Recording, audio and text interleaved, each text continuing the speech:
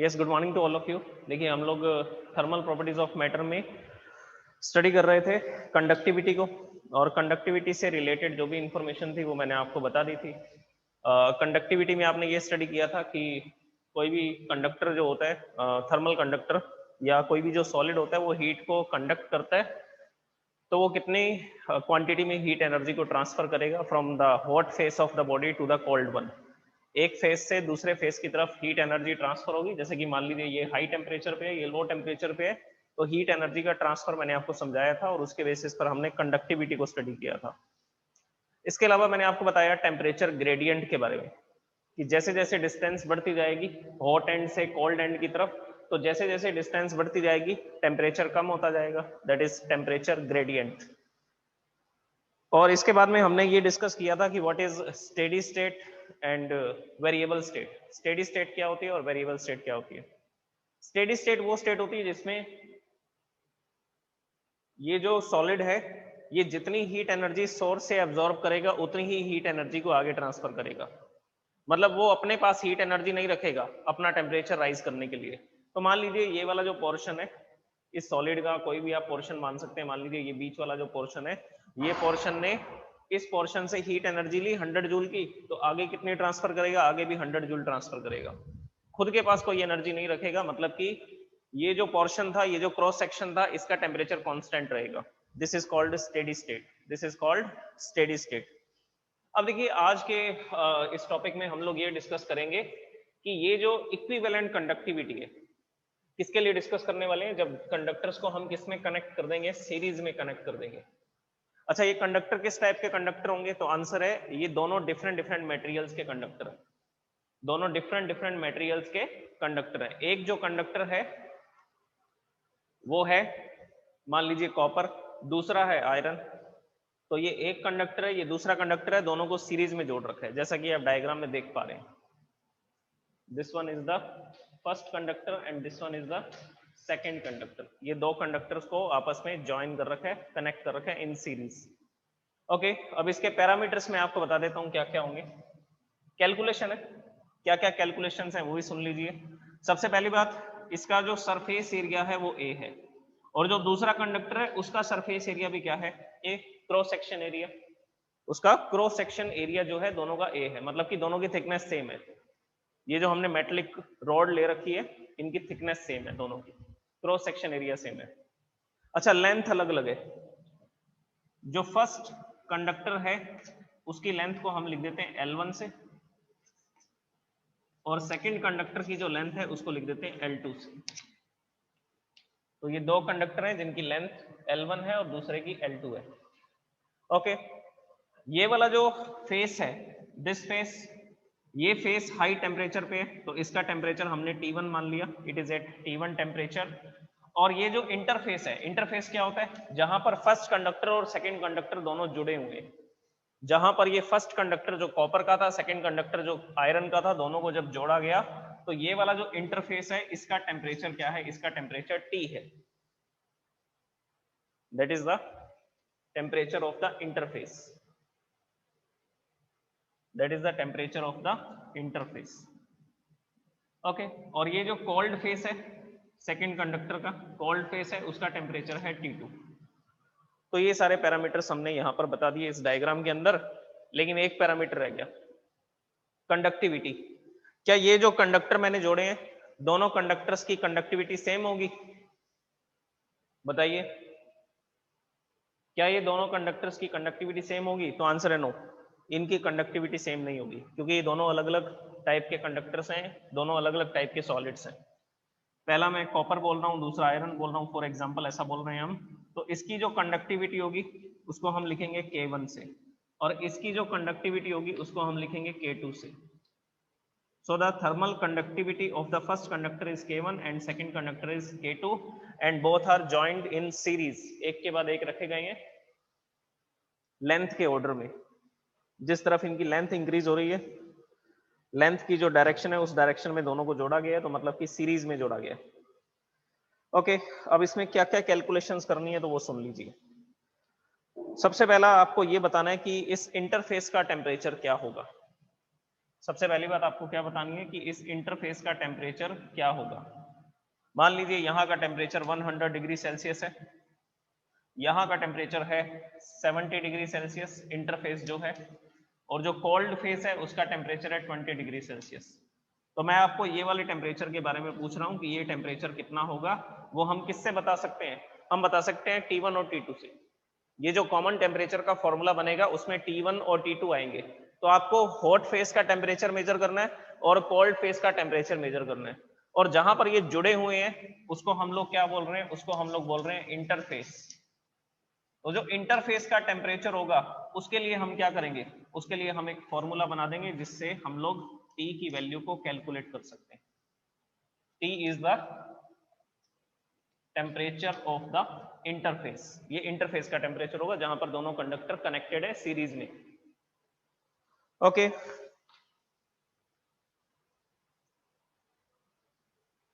तो सबसे पहले इस टेम्परेचर को ही फाइंड करते हैं। अच्छा, ये कैलकुलेशन शुरू कहां से की जाएगी? तो आंसर है ये कैलकुलेशन स्टार्ट की जाएगी हीट एनर्जी के ट्रांसफर से। कैलकुलेशन कैसे स्टार्ट करेंगे? हीट एनर्जी के ट्रांसफर से स्टार्ट करेंगे।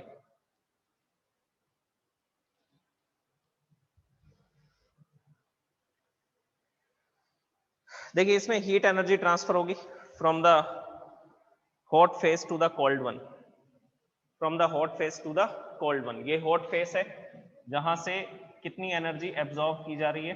तो आंसर है Q एनर्जी को एब्जॉर्ब किया जा रहा है, और यही Q एनर्जी आगे की तरफ जा रही है। तो हम ये मान करके चलते हैं कि ये सारा जो सिस्टम है ये स्टेडी स्टेट में है। स्टेडी स्टेट में है तो इसका बेनिफिट ये होगा कि हमारी कैलकुलेशन आसान हो जाएगी। अगर हम इसको स्टेडी स्टेट में मान करके चलेंगे तो हमारी कैलकुलेशन थोड़ी इजी हो जाएंगी, क्योंकि ये जितनी हीट एनर्जी यहाँ लेगा उतनी ही हीट एनर्जी पूरे कंडक्टर में आगे ट्रांसफर होगी, और सब जगह के टेम्परेचर कांस्टेंट रहेंगे, और सब जगह के टेम्परेचर क्या रहेंगे? कांस्टेंट रहेंगे। सेम नहीं होंगे, अलग अलग होंगे, लेकिन कांस्टेंट होंगे। Okay so we are assuming in the steady state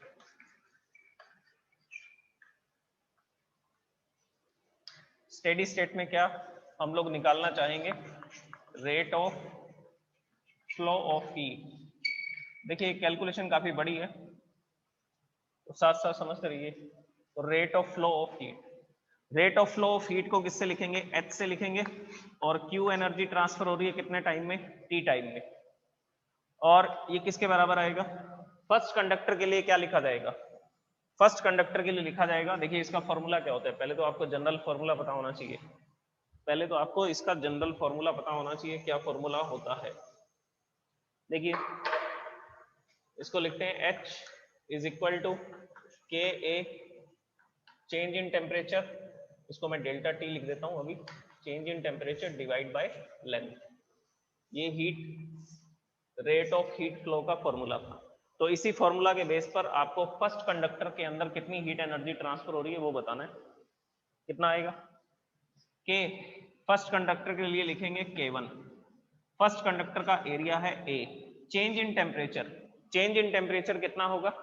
यहां का टेम्परेचर T1 है और जहां पर ये कंडक्टर खत्म हो रहा है वहां का टेम्परेचर है T, तो लिखेंगे T1 minus T, this is the change in temperature, या टेम्परेचर डिफरेंस बोल सकते हैं आप इसको, टेम्परेचर डिफरेंस।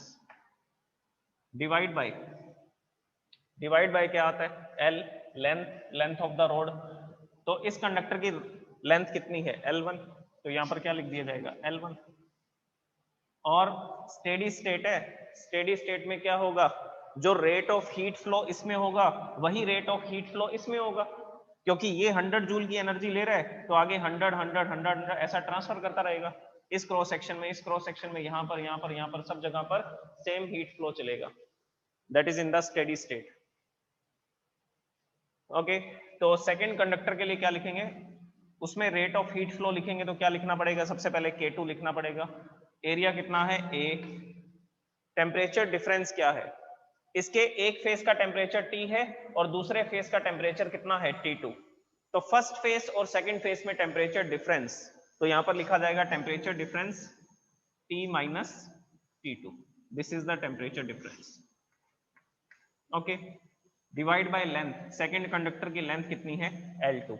बस यहां से कैलकुलेशन स्टार्ट हो जाएगी, यहां से हमारी कैलकुलेशन क्या हो जाएंगी, स्टार्ट हो जाएंगी। ओके, तो बोर्ड को पहले खाली करते हैं, फिर हम इसको लिखना स्टार्ट करेंगे। डायग्राम को मैंने पहले से ही साइड में बना दिया ताकि हमें इसको इरेज ना करना पड़े बार बार। तो rate of heat flow in the steady state, और ये फॉर्मूला हमारे पास आ गया। कैलकुलेशन शुरू करते हैं।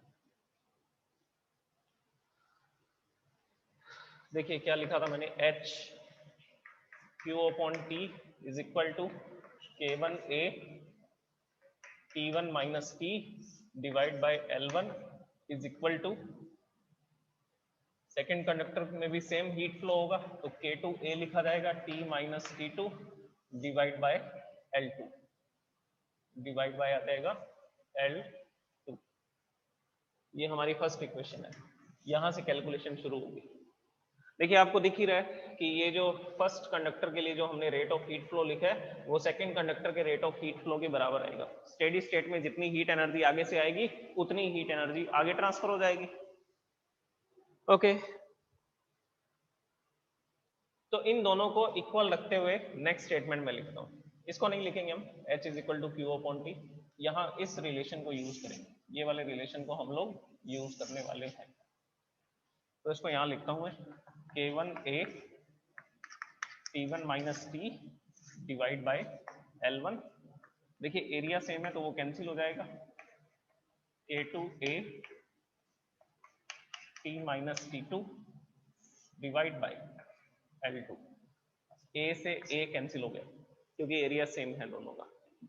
इसके बाद आपको क्या करना है, K1 को मल्टीप्लाई करना है इसके साथ, और K2 को, ये ब्रैकेट ओपन कर देना, ब्रैकेट ओपन करते ही K2 का मल्टीप्लाई इसके साथ भी हो जाएगा और K1 का मल्टीप्लाई इन दोनों के साथ हो जाएगा। तो ब्रैकेट ओपन करते हैं, ब्रैकेट ओपन करेंगे तो क्या आएगा, K1 T1, और ये जो L1 है इसको अलग अलग करके लिख देते हैं, ये आगा K1 T1 और divide by L1 minus K1 T, तो इसको लिखा मैंने K1 T डिवाइड बाय क्या है L1। इसी तरह से इसको क्या लिख सकते हैं, इसको मल्टीप्लाई करो K2 T divide by L2 minus इसको इससे मल्टीप्लाई करो, कितना आएगा K2 T2 divide by L2। अब क्या करो, T वालों को एक तरफ कर लो और K1 K2 को एक तरफ कर लो, T1 T2 को, सॉरी ये T1 है और T2 इस तरफ है, इसको इधर शिफ्ट करेंगे। देखिए ये माइनस के इधर आएगा तो प्लस का हो जाएगा। इसी तरह से ये K1 T अपॉन L1 है, ये माइनस का है, ये उधर जाएगा तो प्लस का हो जाएगा। तो सबसे पहले इसको इधर शिफ्ट करते हैं, इसको इधर शिफ्ट करेंगे तो ये पॉजिटिव हो जाएगा। इधर ऑलरेडी क्या पड़ा था, K1 T1 divide by L1 plus K2 T2 divide by L2 is equal to, ये K1 T1 माइनस का इधर जाकर के प्लस का हो जाएगा, तो K1 T1 अपॉन L1 इसको इधर शिफ्ट किया, so it will B of positive K1 T divide by L1। K2 T upon L2 already इधर पड़ा था तो इसको हमने एज इट इज लिख दिया, सेम टू सेम लिख दिया, K2 T अपॉन L2, ये कॉपी कर दिया हमने इसको। अब देखिए यहां से कॉमन आ रहा है, क्या कॉमन आ रहा है, तो आंसर है T कॉमन आएगा। K1 upon L1 into T है, K2 upon L2 into T है, तो यहां से हम इस क्वांटिटी को कॉमन लेते हैं। This is our equation first, और आगे की कैलकुलेशन मैं यहां लिखता हूं।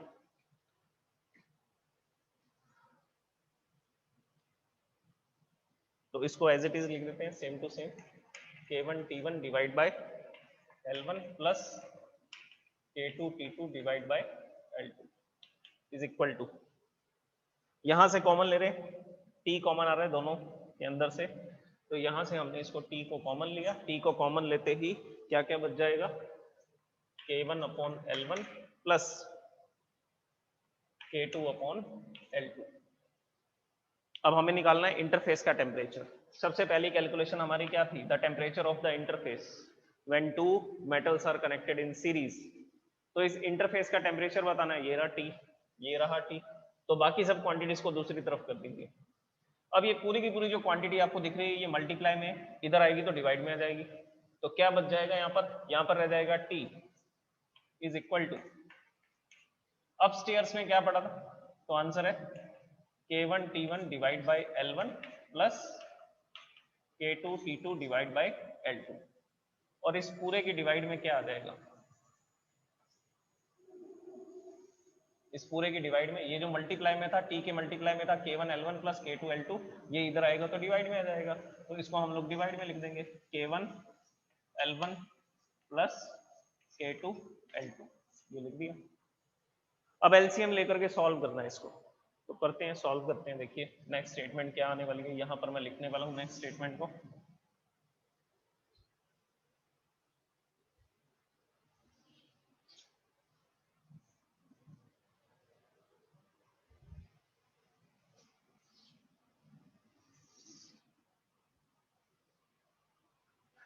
यहाँ पर भी एलसीएम लेते हैं पहले। यहाँ पर एलसीएम क्या आएगा, L1 L2, यहाँ पर एलसीएम आया L1 L2, L1 से L1 कैंसिल, क्या बचा L2, L2 इसके साथ मल्टीप्लाई हो जाएगा, तो यहाँ पर लिखा जाएगा K2 L2 T1 प्लस फिर से L1 L2 से L2 कैंसिल हो जाएगा, L1 बचेगा, L1 का मल्टीप्लाई इसके साथ करेंगे, so it will B K2 L1 T2। Next ये जो डिवाइड में है, इसको भी एलसीएम लेकर के सॉल्व करते हैं। एलसीएम फिर से क्या आएगा, L1 L2, तो यहाँ पर मैं सबसे पहले एलसीएम लिखता हूँ, it will B L1 L2 and L1 से L1 कैंसिल हो जाएगा, तो क्या बचेगा L2 K1, या आप इसको K1 L2 लिख सकते हैं, K1 L2 प्लस, अब इसमें L2 से L2 कैंसिल हो जाएगा, जो K2 है वो किसके साथ मल्टीप्लाई हो जाएगा, L1 के साथ, so it will B K2 L1। Okay, अब देख लीजिए क्या क्या कैंसिल हो रहा है,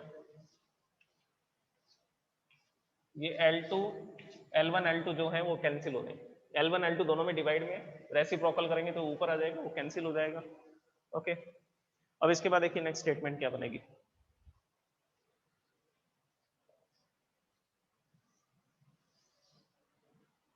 सो T इज इक्वल टू देखिए क्या क्या बच गया यहाँ पे, उसको लिख देते हैं, K2 L1 T1, K2 L2 sorry T1 plus K2 L1 T2, K2 L1 T2, यहाँ पर K1 आना चाहिए, ये गड़बड़ कर दी मैंने, फिर भी K1, ये K1 आएगा यहाँ पे। ओके, डिवाइड में क्या क्या बच गया देखो, ये K2 L1 T2 लिख दिया हमने, K2 L1 T2। ओके, अब यहाँ पर क्या बचे, K1 L2 plus K2 L1, this is the formula of the temperature of the interface. जब दो मेटल्स को आप कनेक्ट करोगे, जब दो सॉलिड्स को आप सीरीज में जोड़ोगे, तो उनका जो इंटरफेस होगा, जहां पर वो एक दूसरे से कनेक्टेड होंगे, उसका टेम्परेचर कितना आएगा, उसका टेम्परेचर आएगा K1 L2 T1 और K2 L1 T1 divide by K1 L2 plus K2 L1। ये इंपॉर्टेंट फॉर्मूला है इंटरफेस का टेम्परेचर निकालने के लिए। इसके लिए आपको कौन कौन सी क्वांटिटीज पता होनी चाहिए, सबसे पहला फर्स्ट मटेरियल का थर्मल कंडक्टिविटी और सेकंड मटेरियल की थर्मल कंडक्टिविटी, उसके बाद L2 length of the second conductor, L1 length of the first conductor, temperature of the hot face and temperature of the cold face T1 and T2, और divide by वो thermal conductivity length, thermal conductivity length. तो ये सब quantities को जैसे ही इसमें रखेंगे तो हम लोग क्या कैलकुलेट कर सकते हैं, इस इंटरफेस का टेम्परेचर कैलकुलेट कर सकते हैं, मतलब कि जहां पर ये सॉलिड्स एक दूसरे के साथ कनेक्टेड थे उस जगह का टेम्परेचर हम पता कर सकते हैं।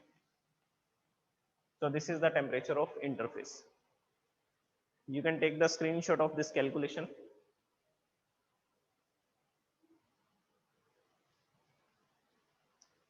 Raise your hands if you have taken the screenshot. अब आगे ये कैलकुलेशन करनी है हमें, वो थोड़ी सी मुश्किल होगी। ओके,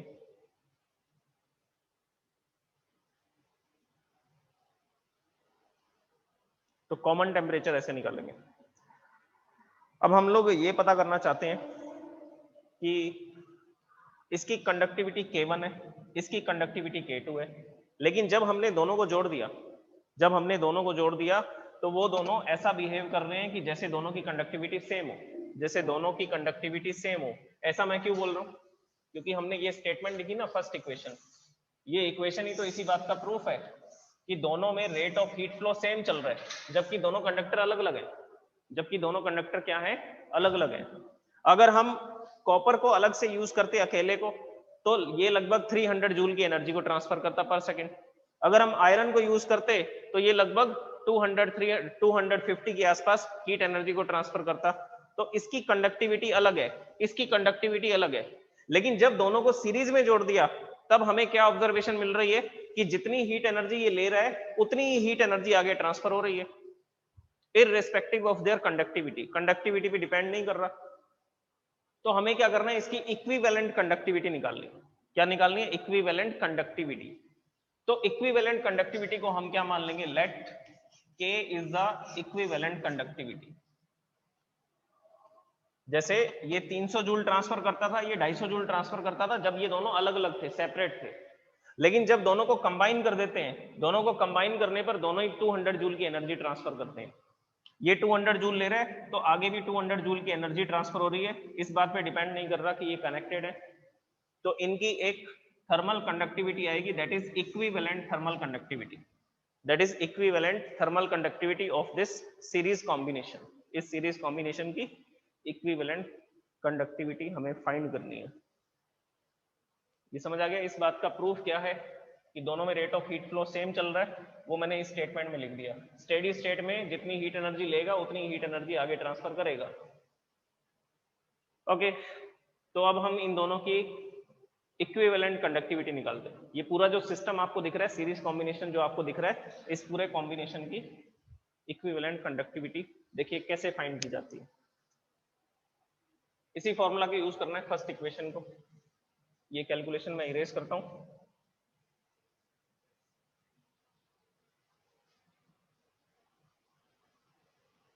ये फर्स्ट इक्वेशन को ही यूज करेंगे और इसी से हम लोग क्या करेंगे, सारी कैलकुलेशन करने वाले हैं। तो देखिए, किसी भी फॉर्मूला को उठा सकते हैं, फर्स्ट मेटल को उठा लीजिए या सेकंड मेटल को उठा लीजिए, किसी से भी कर सकते हैं कैलकुलेशन। मैं इसको लेकर के कैलकुलेशन कर रहे हैं, अगर आप उससे करना चाहें तो उससे भी कर सकते हैं, रिजल्ट सेम आएंगे, रिजल्ट में कोई चेंज नहीं आएगा। ओके, तो रेट ऑफ हीट फ्लो में हमने क्या पढ़ा, इस इक्वेशन से हमने क्या लिखा, from the first equation we can say that rate of heat flow is equal to K1A T1 minus T divide by L1. This is the rate of heat flow in the first conductor. Okay, अब देखिए इसमें हम लोग T की value रख सकते हैं। अभी मैंने T की वैल्यू निकाल करके बताई थी आपको कि इंटरफेस का क्या टेम्परेचर होगा, जहां पर ये दोनों कनेक्टेड है वहां का टेम्परेचर क्या होगा। तो वो T की वैल्यू हम ऑलरेडी निकाल चुके हैं, तो वो T की वैल्यू को यहाँ पुट कर देंगे।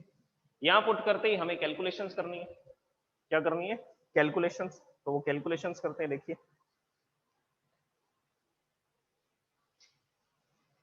तो मैंने रेट ऑफ हीट फ्लो के फॉर्मूला को ऐसा लिख दिया, K1A, थोड़ा छोटा लिखते हैं, कैलकुलेशन पूरी नहीं आएगी, बाकी की स्टेटमेंट्स भी लिखनी है, K1A divide by L1।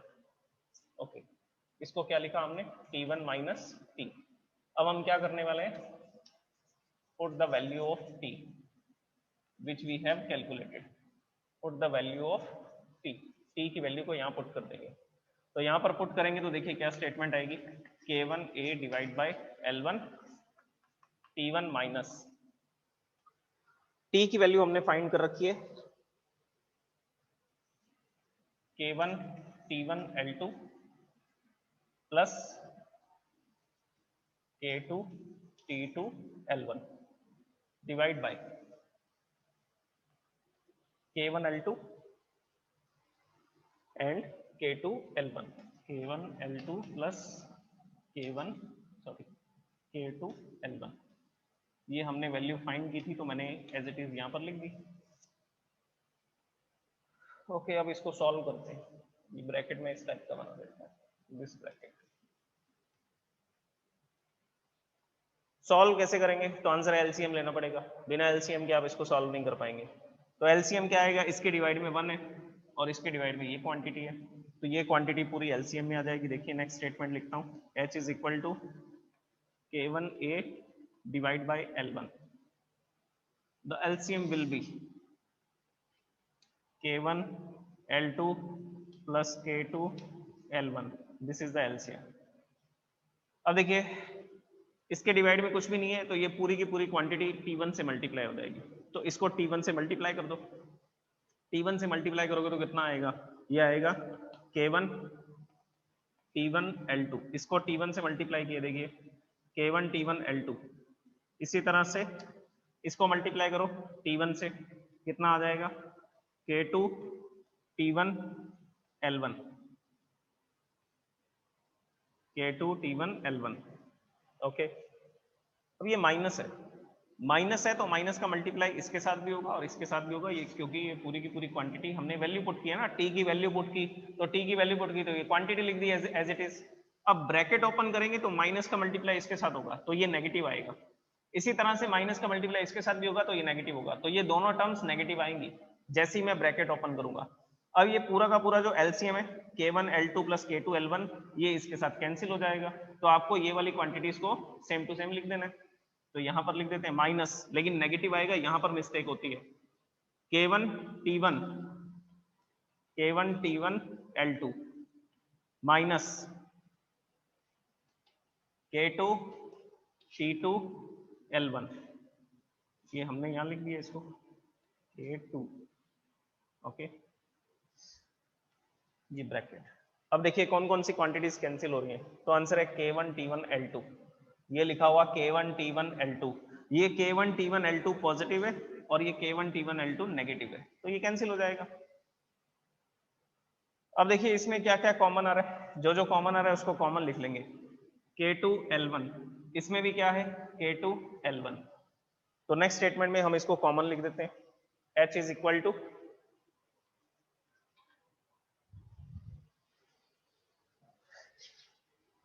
Time तो कंप्लीट होने वाला है, कल कैलकुलेशन स्टार्ट करेंगे, तो जहां पर भी आज लेक्चर खत्म होगा वहीं से स्टार्ट करेंगे दोबारा से। ऑलरेडी यहाँ पे क्या था K1A divide by L1, okay, यहाँ पे क्या बच गया, यहाँ पे मैंने आपको बताया कॉमन लेना है K1 L1 को, सॉरी K2 L1 को, ये K2 L1 common, K2 L1, यहाँ पर क्या है T1 और माइनस में क्या है T2, माइनस में T2, और इसके डिवाइड में क्या क्या बचा हुआ था, कौन कौन सी क्वांटिटीज थी, ये T1 है, ये L1 है, और इसके डिवाइड में ये पूरी जो क्वांटिटी है इसको एज इट इज लिख देते हैं हम लोग, K1 L2 plus K2 L1, okay. अब आगे की कैलकुलेशन देखिए,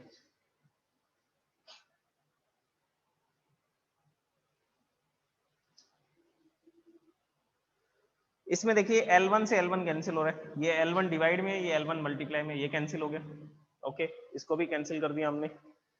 अब एक फाइनल फॉर्मूला बनाते हैं, इसको मल्टीप्लाई कर दो ब्रैकेट ओपन करके, ये K1 K2 A हो जाएगा, जो क्वांटिटीज यहाँ बची हुई है मैं उसको लिख रहा हूँ, H इज इक्वल टू, यहाँ पर क्या है K1 मल्टीप्लाई में क्या है K2, तो एक साथ लिख देते हैं इसको, K1 K2 multiply by A, T1 minus T2 divide by K1 L2 plus K2 L1, ये पूरा का पूरा H का फॉर्मूला बन रहा है। लेकिन अभी कैलकुलेशन खत्म नहीं हुई, हमें तो K का फॉर्मूला बनाना है, क्या इक्विवेलेंट कंडक्टिविटी निकालनी है, क्या निकालनी है, इक्विवेलेंट कंडक्टिविटी निकालनी है इस पूरे कॉम्बिनेशन की, ओके। तो अब क्या करेंगे, ये जो K1 K2 है ऊपर मल्टीप्लाई में, इसको क्या करेंगे, इसको डिवाइड में ले जाएंगे, जो K1 K2 है वो मल्टीप्लाई में, इसको कहां पर ले जाएंगे, इसको डिवाइड में ले जाएंगे। अगर मैं इसका रेसिप्रोकल कर दूंगा तो ये यहां पर डिवाइड में आ जाएगा, तो देखिए यहां पर A रह जाएगा, T1 minus T2 divide bye, already क्या था यहाँ पर K1 L2 plus K2 L1 divide bye, ये K1 K2 को यहाँ लिख दिया, लिख सकते हैं, ये K1 K2 को हमने इसके डिवाइड में ऐसा लिख दिया, रेसिप्रोकल करोगे तो यही स्टेटमेंट बनेगी, ये K1 K2 इसके डिवाइड में ऊपर जाएगा तो मल्टीप्लाई में आ जाएगा K1 K2। ओके, तो एक इक्वेशन हमने ये वाली बना करके रख ली, ये फर्स्ट इक्वेशन थी, कॉमन टेम्परेचर वाली सेकंड इक्वेशन थी, ये कॉमन टेम्परेचर वाली सेकंड इक्वेशन थी, और इसको हमने लिख दिया थर्ड इक्वेशन। ओके, और हमने क्या माना कि इक्विवेलेंट कंडक्टिविटी अगर K होगी तो हीट एनर्जी का फॉर्मूला क्या होना चाहिए, जो हमने पढ़ रखा है general formula, KA T1 minus T2 divide by total length of the road L1 plus L2। This is the general formula of heat energy, rate of not heat energy, rate of flow of heat, ये इसका general formula है जो हम शुरू से पढ़ते आ रहे हैं। ये लिखा था हमने KA delta T divide by length of the road की कितनी लेंथ है, हॉट फेस और कोल्ड फेस के बीच में जो लेंथ होगी, और उस लेंथ को किससे लिखना पड़ेगा, L1 प्लस L2 से लिखना पड़ेगा टोटल लेंथ। तो ये हमने टोटल लेंथ को यहां लिख दिया। अब आप इक्वेशन थर्ड और इक्वेशन 4 को कंपेयर कीजिए, ये इक्वेशन थर्ड है, ये इक्वेशन 4 है, ये भी रेट ऑफ हीट फ्लो को बता रहा है for the whole series combination, इस पूरे कॉम्बिनेशन की हीट ट्रांसफर को बता रहा है ये फॉर्मूला, और ये फॉर्मूला भी पूरे इस कॉम्बिनेशन के हीट ट्रांसफर को बता रहा है। तो ये भी H को बता रहा है, ये भी H को बता रहा है, दोनों इक्वेशंस को इक्वल रख सकते हैं।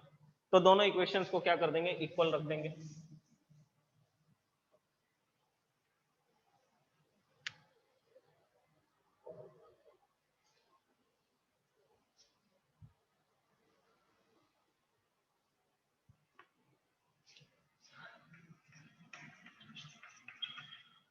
Equation 3 is equal to equation 4 because both are giving the value of rate of heat flow. ये भी रेट ऑफ हीट फ्लो है, वो भी रेट ऑफ हीट फ्लो है, दोनों को बराबर रखते हैं। पहले इसको लिखते हैं, इक्वेशन थर्ड को लिखते हैं KA equation 4 is equal to equation 3। पहले 4 को लिखेंगे, it will be KA temperature of hot face and temperature of cold face and total length between the hot and cold face L1 plus L2 is equal to, इसको लिखिए A T1 minus T2 divide by K1 L2 K2 L1 divide by K1 K2। अब इसमें से जो जो cancel हो रहे हैं उनको कैंसिल कर दीजिए, जैसे कि A से A कैंसिल हो गया, T1 माइनस T2 कैंसिल हो गया, यहाँ पर ये K बच गया, और divide by L1 plus L2, ये डिवाइड में L1 प्लस L2 है, इधर जाएगा क्रॉस मल्टीप्लाई करेंगे, ये डिवाइड में इधर आएगा तो मल्टीप्लाई में आ जाएगा, तो यहाँ पर सिर्फ एक ही क्वांटिटी बचेगी K, L1 प्लस L2 यहाँ आ जाएगा, L1 plus L2 divide by K1 L2 plus K2 L1 divide by K1 K2। This is the formula of equivalent conductivity of series combination. ये सीरीज कॉम्बिनेशन की equivalent conductivity का formula है।